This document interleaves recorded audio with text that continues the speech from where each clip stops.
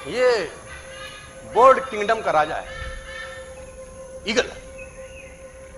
प्रकृति रोज सिखाती है if you want to become eagle आपको जलना पड़ेगा। 70 साल औसतन उम्र होती है, 70 साल ईगल को उम्र होता है। लेकिन इसी कहानी का ट्विस्ट क्या है, और वो ये है कि 40 साल जब ये हो जाता है तो इसकी जो चोंच है ये बेंड हो जाती है, आगे से सॉफ्ट हो जाती है, शिकार नहीं कर पाता।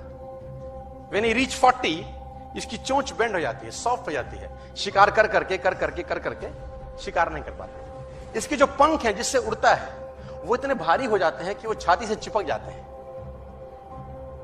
इतने भारी हो जाते हैं कि छाती से चिपक जाते हैं, इसको उड़ने में तकलीफ होती है। इसके जो पैर हैं जिससे झपटा मारता है वो नाखून टेढ़े हो जाते हैं, कर करके 40 साल।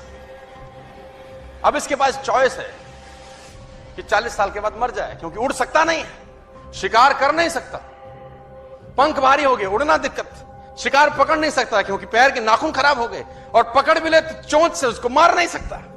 अब इसके पास चॉइस है 40 साल में क्या वो मर जाए। लेकिन मैं आपको बताना चाहूंगा प्रकृति सिखाती है कि ईगल ऐसा नहीं करता। 40 साल की उम्र में ईगल अपने एरिया की सबसे ऊंची चोटी पर चला जाता है और जो चोंच है उसको सामने वाले पत्थर पे मारना चालू करता है।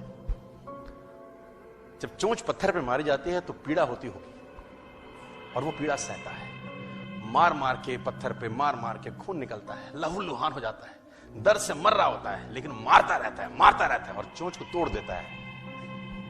इसलिए तोड़ता है कि प्रकृति नहीं देगी, लेकिन वो जो तोड़ने का प्रोसेस है वो पीड़ादायक है। सेम कहानी है, जो पैर के नाखून रहते हैं उसको रगड़ता है शिला के ऊपर, रगड़ के तोड़ देता है उसको।